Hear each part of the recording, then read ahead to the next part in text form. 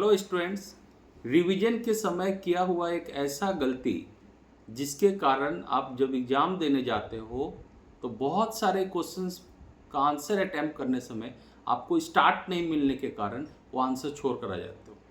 कितने बार आप स्टार्ट खोजने का कोशिश करते हो कि क्या था, पर वो रिकॉल नहीं कर पाते हो और उसको नहीं लिख कर आते हो। पता है इसका सबसे बड़ा रीज़न क्या है, जो आज तक आपको कोई बुक में भी नहीं मिलेगा खुद ढूंढने पर। ये प्रैक्टिकल लाइफ का एक्सपीरियंस है जहाँ से मैं आपको शेयर कर रहा हूँ। नॉर्मली क्या होता है, एक स्टूडेंट जब रिवीजन करने के लिए जाते हैं, फर्स्ट टाइम पढ़ाई तो चलो अपने टाइम से उन्होंने दे दिया, पढ़ाई कर लिया, आंसर्स भी याद कर लिए कोशिश करके, मेहनत करके। पर जब हम लोग उसको रिवीजन करते हैं एग्ज़ाम से पहले या जब भी हम उसको रिवीजन करने जाते हैं तो प्रॉब्लम कहाँ आ रहा है स्टूडेंट्स के साथ, जैसे एग्जाम्पल से दिखा के समझाता हूँ। ये मेरा बेटे का कॉपी है, यहाँ पे देखिएगा क्वेश्चंस आंसर्स सब दिए हुए लिखा हुआ है नीचे। होता क्या है स्टूडेंट, जब हम रिवीजन करते हैं तो बहुत जन का रिवीजन का पैटर्न यही होता है कि क्वेश्चन सामने में इस तरह ऐसे पढ़ते हैं, फिर ऐसे करके इसको बंद करके फिर वो आंसर याद करते हैं, हाँ ये था। फिर सेकंड क्वेश्चंस, फिर ऐसे देखते हैं क्वेश्चंस, फिर ऐसे बंद करते हैं, फिर वो बोल पाते हैं। फिर उन्हें कॉन्फिडेंट आ जाता है कि यस मैं तो पूरा आंसर दे पा रहा हूँ, अब तो एग्जाम में लिख कर आऊँगा। पर प्रॉब्लम कहाँ आता है, प्रॉब्लम यहीं पर है।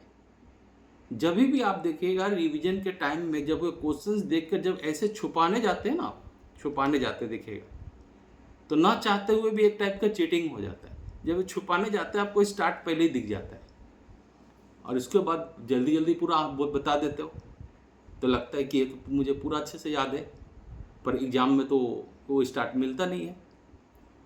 तो ये बहुत इम्पॉर्टेंट है कि कभी भी आप रिवीजन करो तो ये पैटर्न को चेंज करो, क्योंकि जब जब आप ऐसे करके करोगे आपको हेल्प यहीं से मिल जाती है, स्टार्ट यहीं से मिल जाता है। तो ये पैटर्न को चेंज करो और ट्राई करो कि जब भी रिवीजन करो तो या आपके घर में कोई है वो आपसे क्वेश्चन पूछे, उसका आप आंसर दो।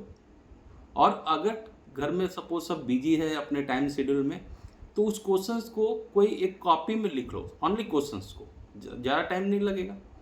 तो जितने भी चैप्टर के जितने क्वेश्चंस हैं सबको कॉपी में लिख लो और उसके बाद कॉपी में क्वेश्चन देखो और फिर आंसर दो।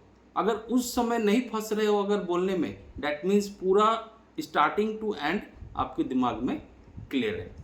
पर अगर वहाँ पे फंस रहे हो तो समझ जाओ कि उसको मुझे फिर से रिवीजन करने हैं। तो ये छोटा सा इम्पॉर्टेंट चीज़ है जो अनजाने में बहुत सारे स्टूडेंट्स ये गलती कर रहे हैं। इसको बोला जाता है अनजाने में अपने आप से ही चीटिंग कर लेना। तो जैसा सर ने समझाया है, रिवीजन का पैटर्न को आप चेंज कीजिए और इसी तरह रिवीजन कीजिए। ये क्लास 1 से लेकर होल लाइफ जो भी स्टूडेंट है सभी पे लागू होता है। अगर पहले जैसे मैं बताया रिवीजन करते थे तो इसको 100% चेंज कीजिए और उसके बाद एक्सपीरियंस कीजिए कि आंसर्स में अब फिर ज़्यादा लिखने समय फंसोगे नहीं। Clear students?